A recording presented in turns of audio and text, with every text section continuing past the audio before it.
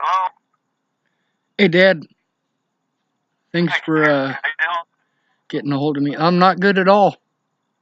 Not good at all. Last time I talked to you, I was in Virginia. Do what? Where you at these days? Couple 100 miles from Las Vegas. Oh, is it warm there? Yeah, got some issues with the law. I had to leave the state of Colorado to protect myself from police officers. That's that's not good. Sorry to hear that. You didn't do it.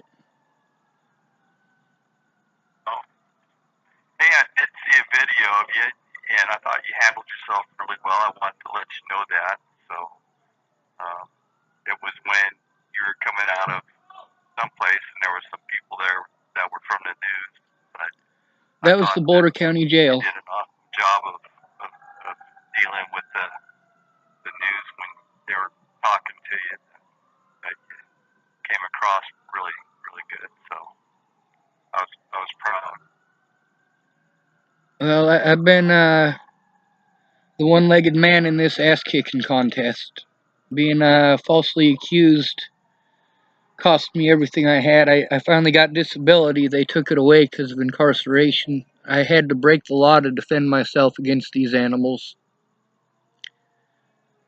They took away your disability. You were incarcerated, Yeah, but you weren't incarcerated. I thought you just went in for an interview or something. no, that video, after Natalie died, the Boulder Police Department, basically, the Adams County detectives were asking me for information that they already had. They wanted me to go to Boulder. Um, a lot of people were angry with me in Boulder because they assumed that I had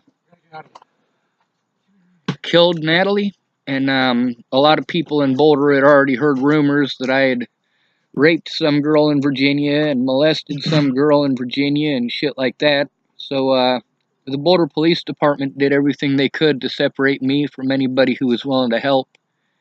There was a guy named Corbin Bailey. He was going to show me how to use the phone so I could take screenshots. That was, I want to say, the 2nd or 3rd of, I think it was the 2nd of January. So the Boulder Police Department and the public at large basically harassed me everywhere that I went, kicked me out everywhere that I went. I didn't have access to be able to communicate, and finally I gave up. I was sick and tired of a lot of my friends had their lives threatened, so I was tired of it. I wanted them to catch the son of a bitch who did it, and it was worth my life or my death to make sure that that happened. I'd exposed her dad for being a child molester just about a little over 2 weeks before her death. So the Boulder Police Department, they pretended they were going to take my report. They pretended they were going to take me somewhere safe. Instead, they took me to the hospital.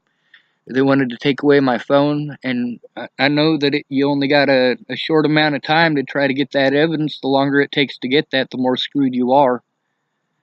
And they wanted to take away my phone. They wouldn't look at the fact that her child molesting ex-boyfriend, his name's Tim Beeson, he was threatening me on a site that they made for Natalie, threatening to put me in the ground. So I made a video for him to come put me in the ground, and I was in contact with one of Natalie's stepmothers, and I was letting her know what my plan was, and my plan was to get the son of a bitch who had that gun to show up with it, hopefully to get him busted.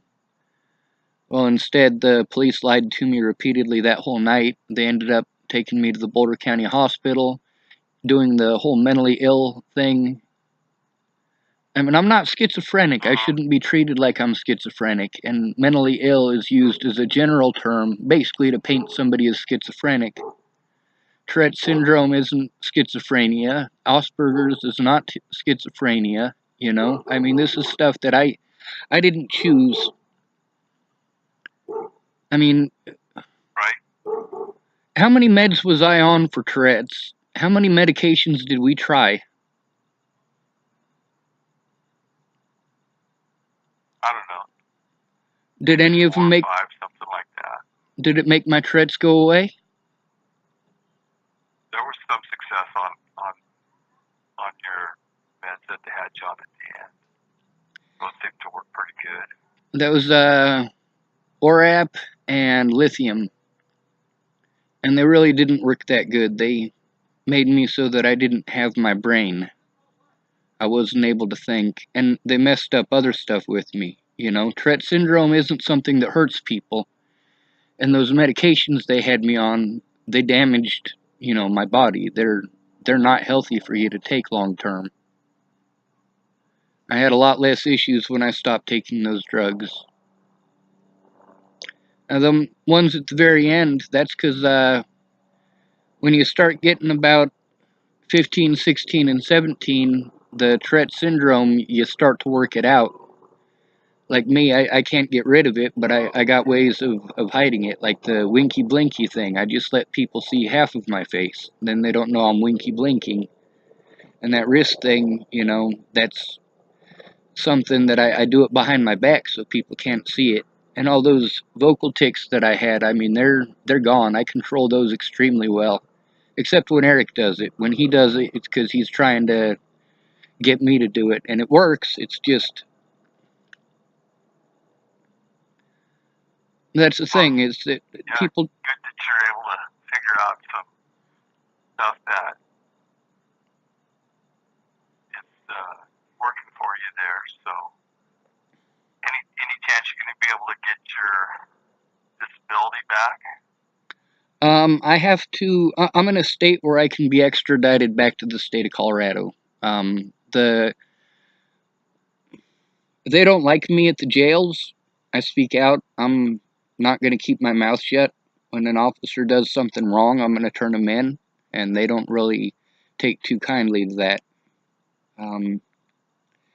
That interview that you saw, that wasn't an interview. I was walking out of the Boulder County Jail 7 days after the Boulder Police Department had assaulted me. They tried to break my wrist in the Boulder Hospital. They kept me locked up long enough to make sure that the bruising was gone. They refused to take a picture of it. They refused medical treatment. They refused me for everything.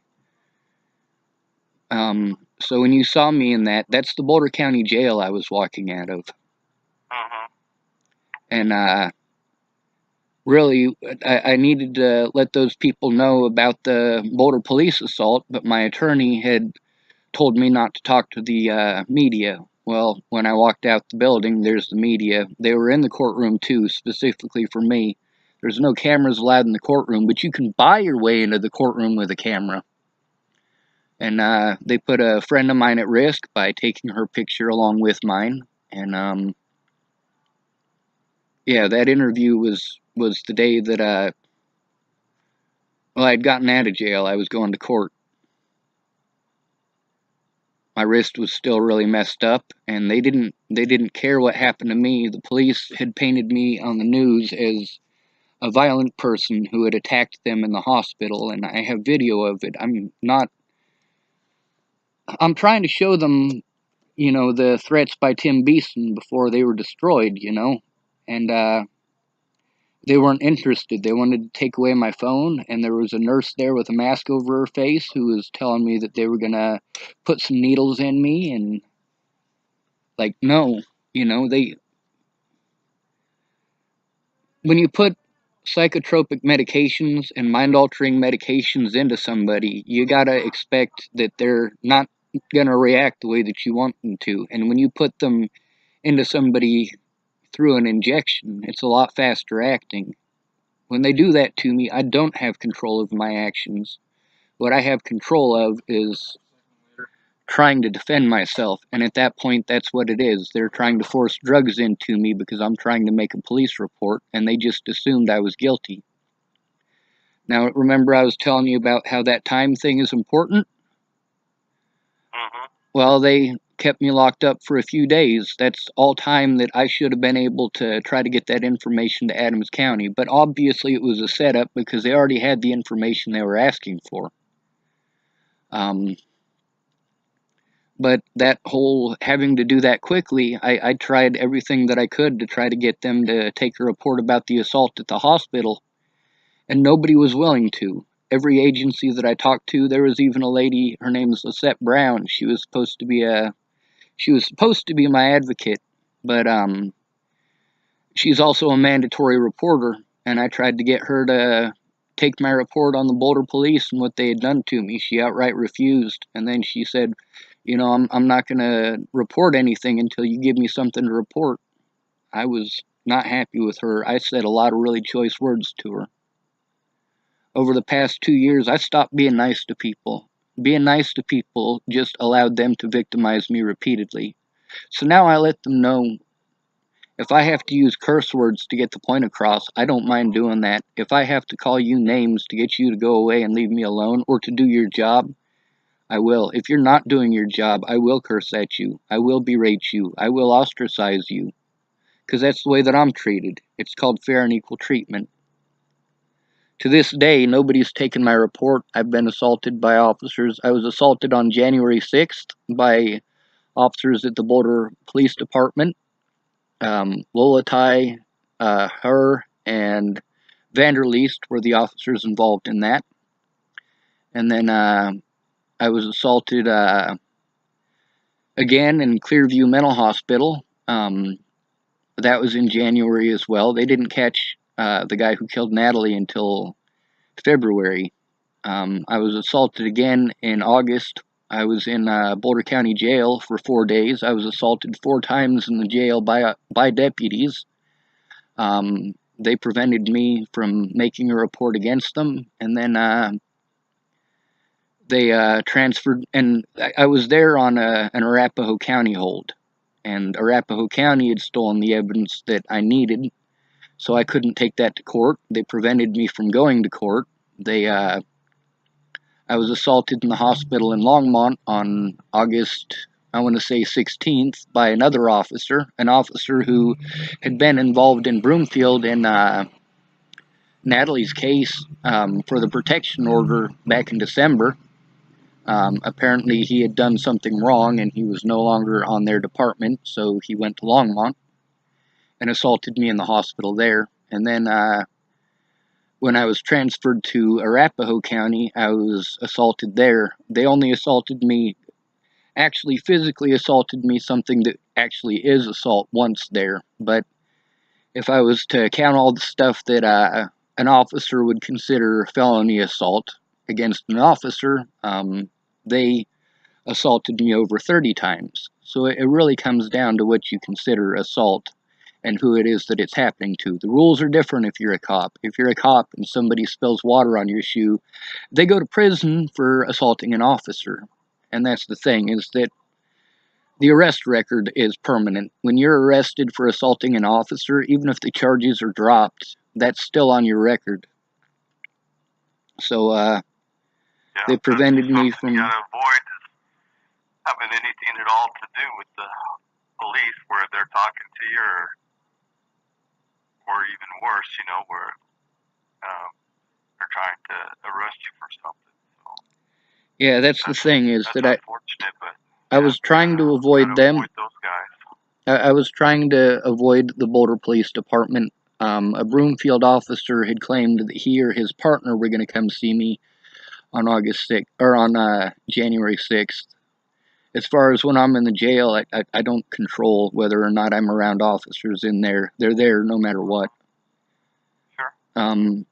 The thing is, like, I didn't want to go to the police to begin with. When you're a homeless person, the homeless community, you get hunted by the police. So they lose all respect for you if you talk to an officer. The problem is that I was being assaulted repeatedly, and I was being threatened on the internet and in real life, and the officers in Chapel, Nebraska wouldn't do anything about it. They told me I needed to man up, and they told me they had real police work to do. The officers in Boulder, they brushed me off too. I was able to inquire a little bit about what I should do from an officer there. He wasn't real helpful. But that's the thing, is that I was broke. All my money got took by Ken and Leah, the people I was staying with before Natalie died. I left their house on the 26th to try to get help. I needed help to take Natalie and her druggy friends to court for the things that they had done to me, and I needed to take Ken and Leah to court for stealing my disability money. But officers, after, everything I was accused of, and, sure, the news didn't outright accuse me and the police didn't outright accuse me, but they painted a real nasty picture of me that's not me, and the general public accused me. And then they slandered my name in public and didn't allow me to defend myself in public. And then the two media outlets that I was able to get a hold of because I needed help, they both slandered my name too, and they twisted the truth around for an entertaining story, and people keep telling me stupid shit like, well, you should sue them. With what? I don't have the time to do that. I no longer have a vehicle now, all the stuff they put me through. I lost everything.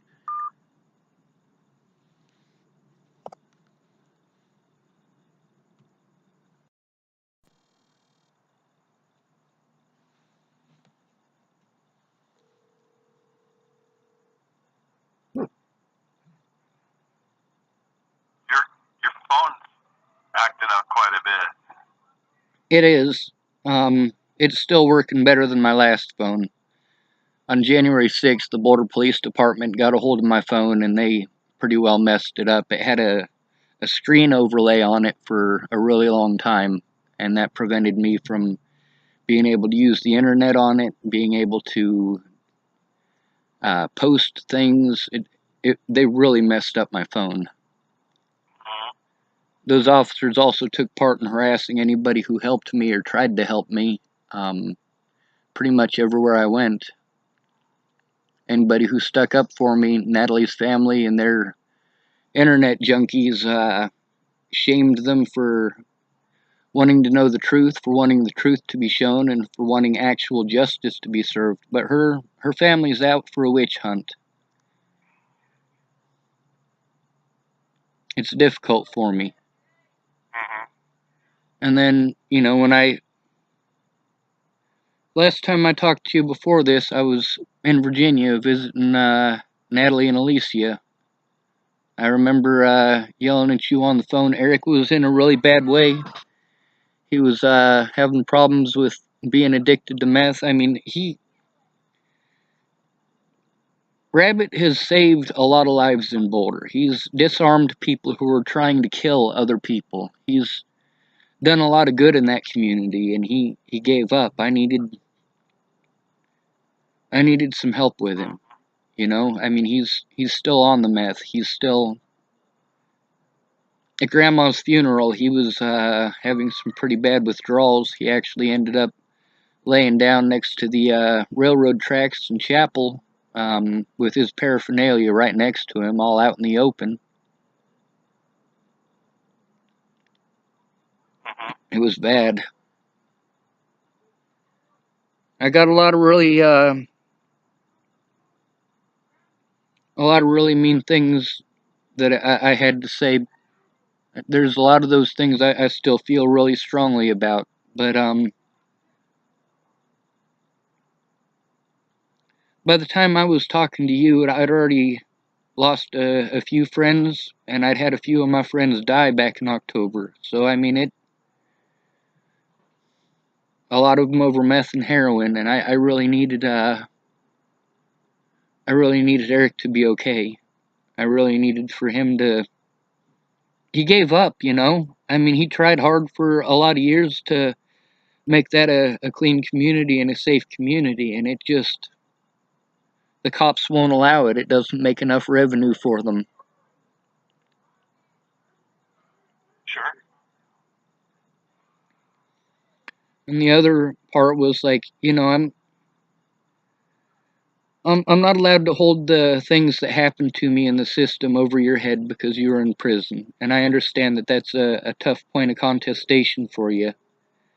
And it was really bothering me that you were bringing up how much it cost for me to be in the system after you got out of prison. I mean, it if I'm not allowed to hold prison over your head, you shouldn't be allowed to hold that over my head. And that really bugged me a lot too, because I was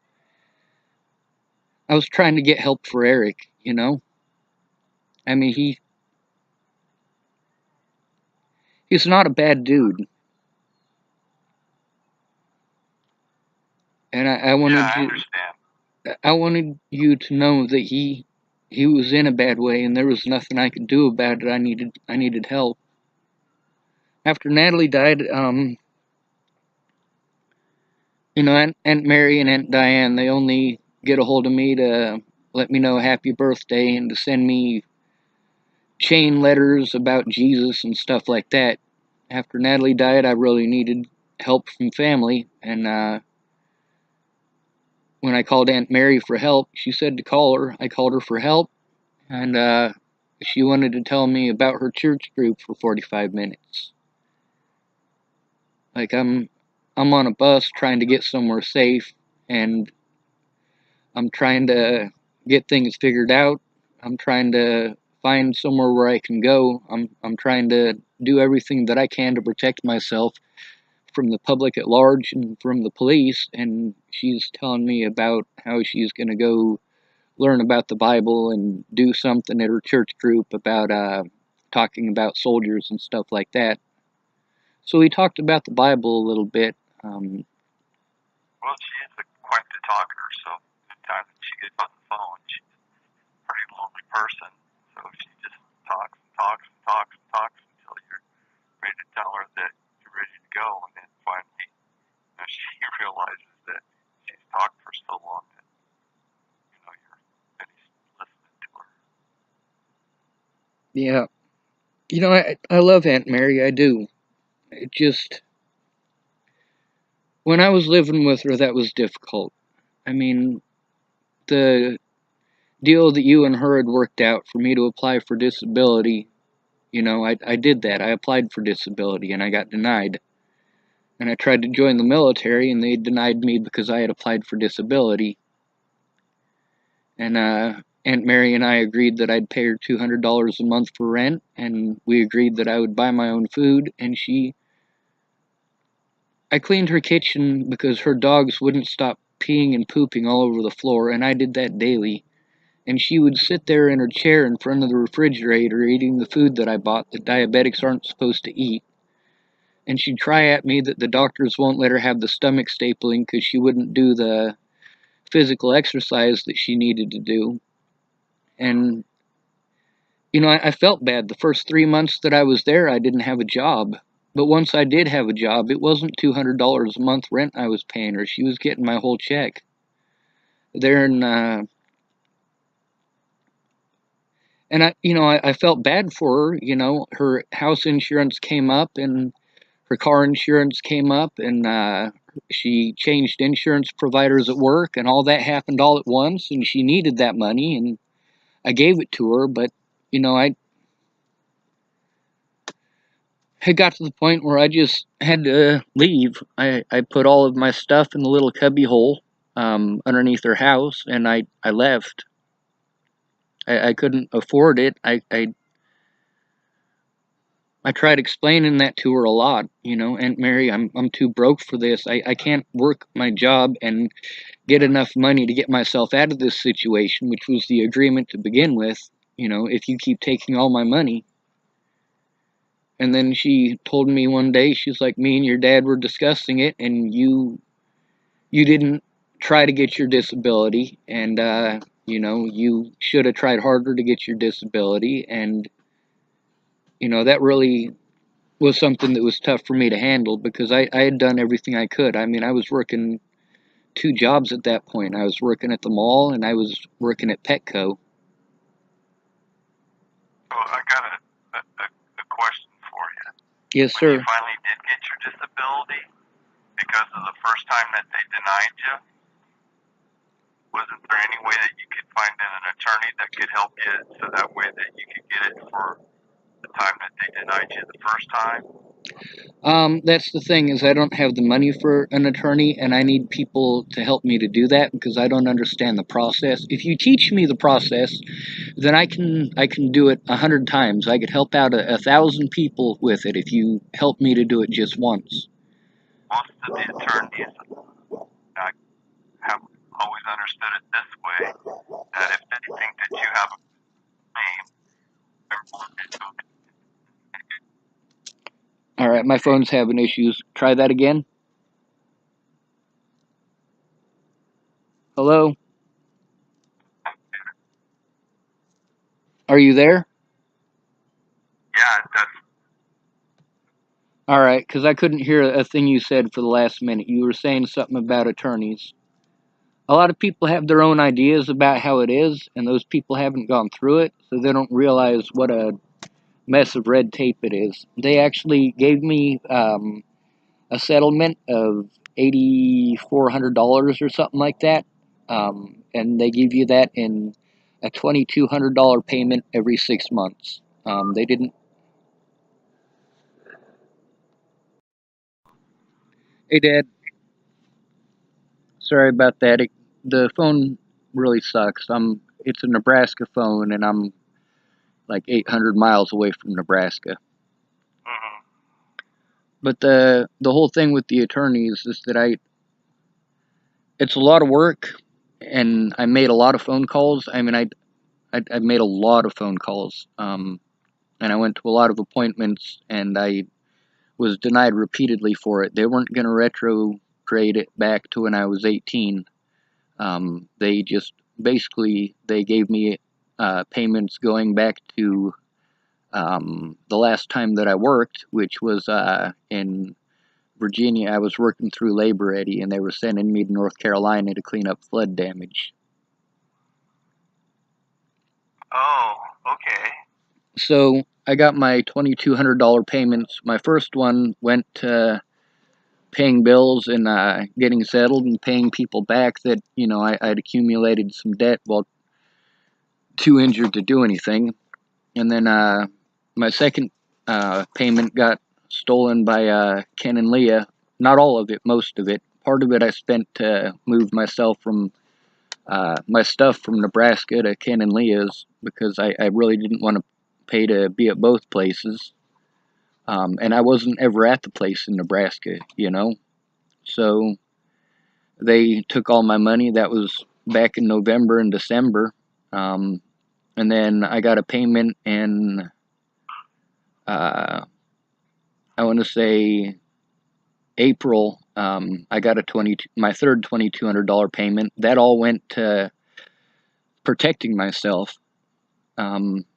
I was homeless at that point. Ken and Leah kicked me out because of what happened to Natalie.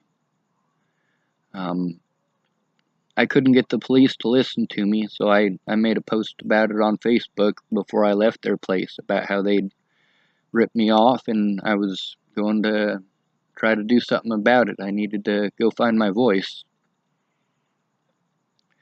And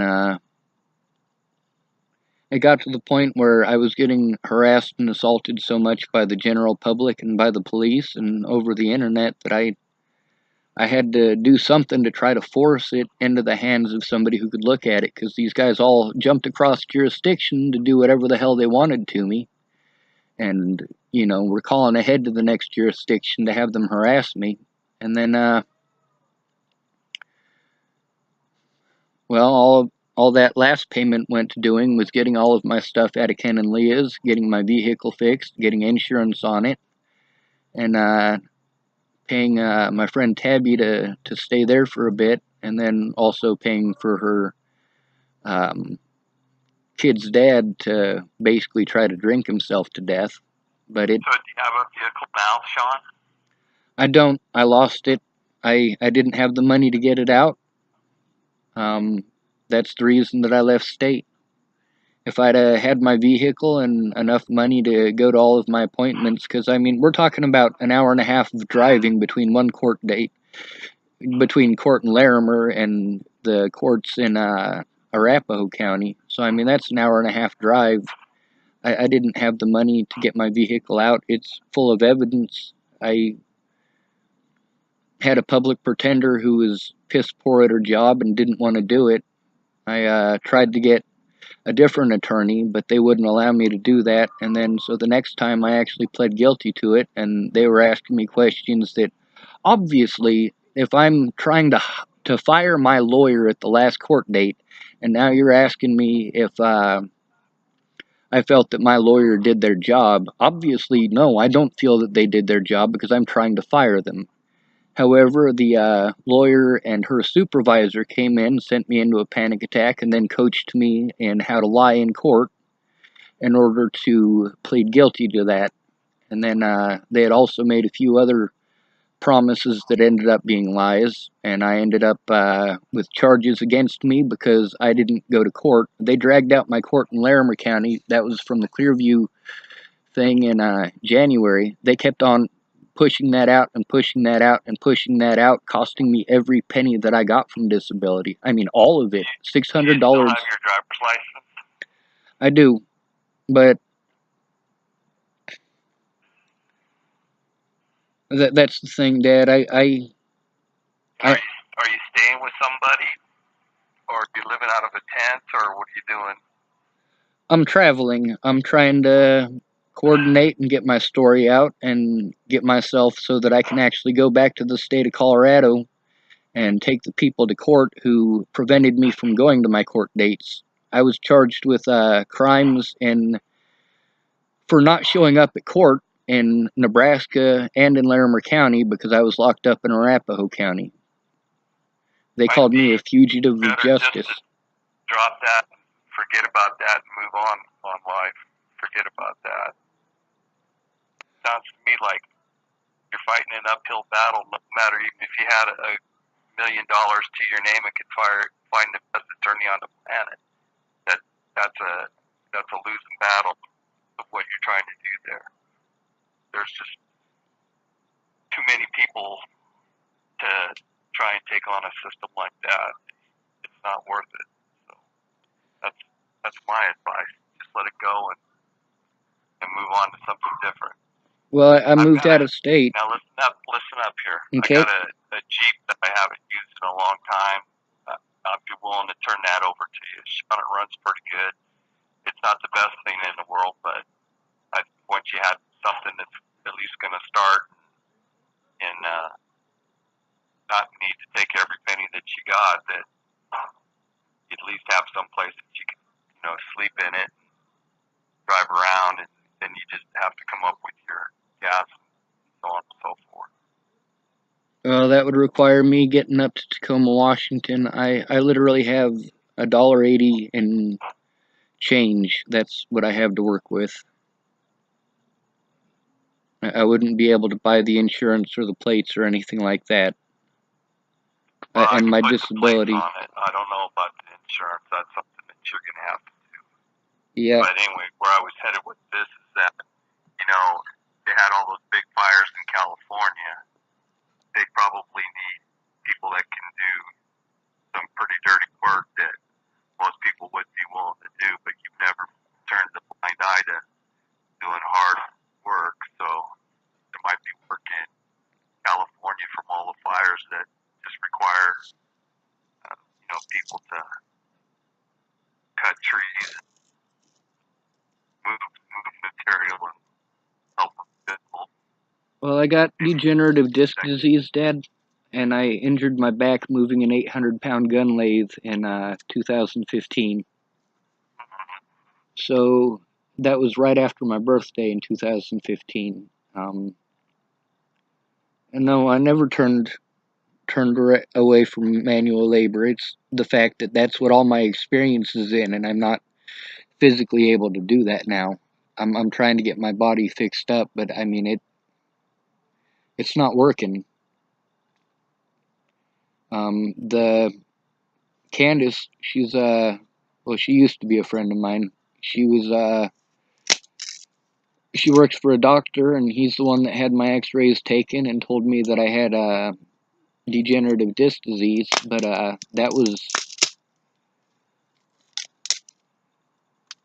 they were talking to me about having cement put in my back. They wanted me to go see a specialist in Denver about that, and they wanted me to see another specialist in the Boulder area about Asperger's.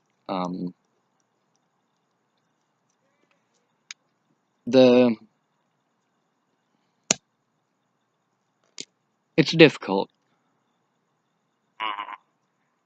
I mean, I was needing to go to those appointments, but at the same time, I was prevented from going to those appointments. Candace was threatened with having her kids thrown out in the January cold for having me there. The officers there had come and harassed her at work, and you know how it is when cops show up at your house or at your work in a small town. You grew up in Bayard, you know, same shit. Of course, you didn't live in town, you lived out in the country. I guess that's a little easier. But, temporarily, I got a lady who's taking me in for right now, just long enough. I'm trying to get some paperwork in, and then I don't know where I'm going to go from here. I'd love to go to California and fight wildfires. I'd love to be in physical shape for that. You know, that's doing good for my community. That's doing good for the planet. It's right up there with saving lives, you know. I mean, when you're saving animals' lives, it's still a life you're saving. Can you drive vehicles, though? Can I what? Can you drive? Yes, sir. I'm an excellent driver, actually. Okay, well, they may need truck drivers, or they need people to drive backhoes, people to you don't have to, physically do stuff. Yeah, it'd be nice to get a truck driving jobs. Be nice to get a CDL. Sure, but that stuff's got to get hauled off some way. So yeah. Maybe that's a possibility. That's your driving record, because that's one thing that they check. Have you had any accidents or DWIs for the past couple of years? Nope, I quit drinking in 2001. I don't do any hard drugs. I don't drive when I'm stoned, matter of fact. I've never had an accident. Well, all right. Do a lot of drug tests. I don't think you're a truck driver. I did wreck my van into the side of a Harvey's trailer in Chapel. That didn't go on my record, though. Basically, I just knocked both of his tires off the rim, and he was able to put them back on the rim, and it was fine. But it was a Chevy van. I got my foot stuck between the doghouse and the gas pedal. So when I tried to kick to get my foot out of it, it got wedged in further, and it was right on the edge of where the pavement is, where it ends from pavement to dirt road, and like right there, it basically flipped me into a U-turn right into the side of that. I woke up in the back seat of my van. That was about 10 years ago, I want to say. But that's not on my record. I don't have any speeding on my record or anything like that. I got a pretty clean driving record.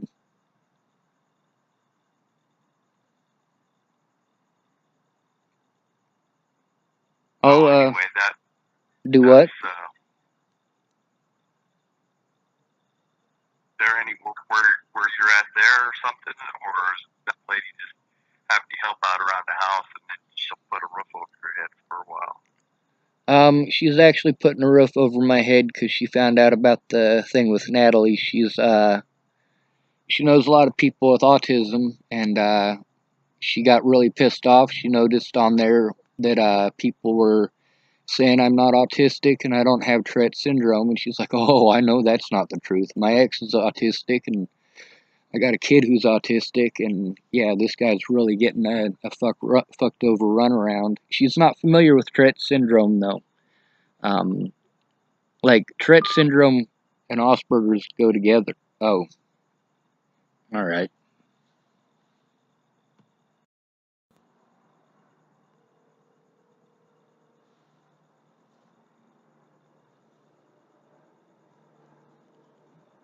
Hello?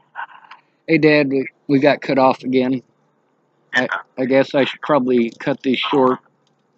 I'll try to coordinate with some people and see if I can trade some artwork to get enough money for insurance and for a ticket up to Washington State. Um, do what? Hello? Hello?